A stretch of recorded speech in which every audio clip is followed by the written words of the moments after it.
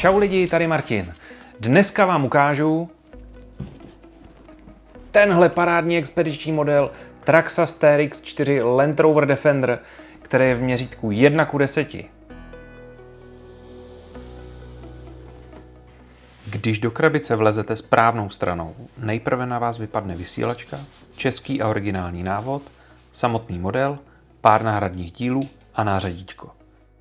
Pokud chcete jezdit, musíte do vysílačky koupit 4 tužkové baterky o velikosti 2A. Do auta pak ideálně litium polymerový, lipo nebo nickel metal hydridový NiMH článek a nabíječku.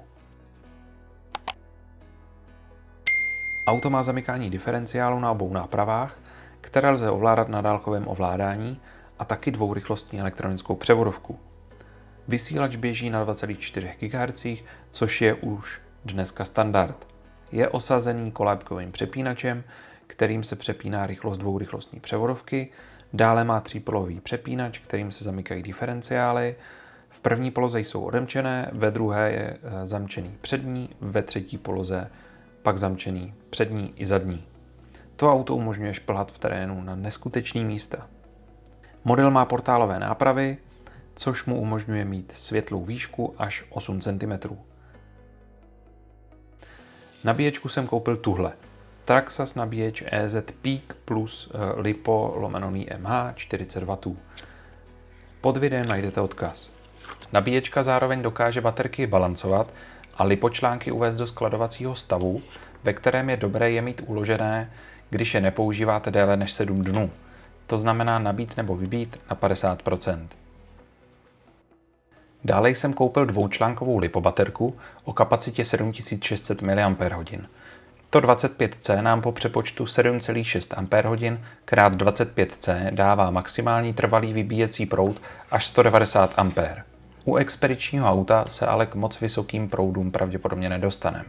Já jsem šel hlavně po co možná největší kapacitě, aby auto vydrželo jezdit co nejdéle. Tak a teď se podíváme na vysílačku. Páčka plynu je klasika. K sobě jedete dopředu a zrychlujete, od sebe brzdíte a po zabrždění dáváte zpátečku. Dál tu máme kolébkový přepínač dvourychlostní převodovky, nahoru jede auto pomalu, dolů rychle. Přesný volant, který se dobře drží a neklouže a třípolohový přepínač u závěrky diferenciálu. Dále je tu trimmer pro vyladění jízdy v přímém směru a trimmer pro určení poměru záběru předních a zadních kol. Nahoře máme červená tlačítka pro nastavení jízdních režimů. Dále vypínač vysílačky a zespodu slot pro 4 tužkové baterky.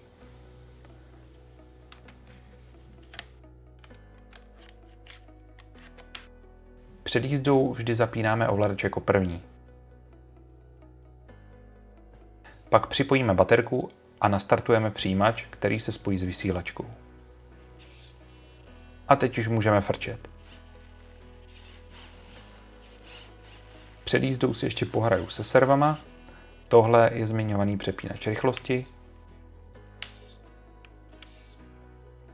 a přepínač u závěrek diferenciálu.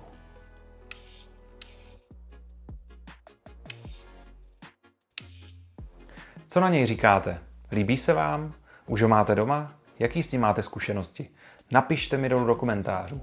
Pokud se vám tohle video líbilo, budu moc rád, když dáte dole pod videem like a nezapomeňte odebírat. U dalšího videa. Čau!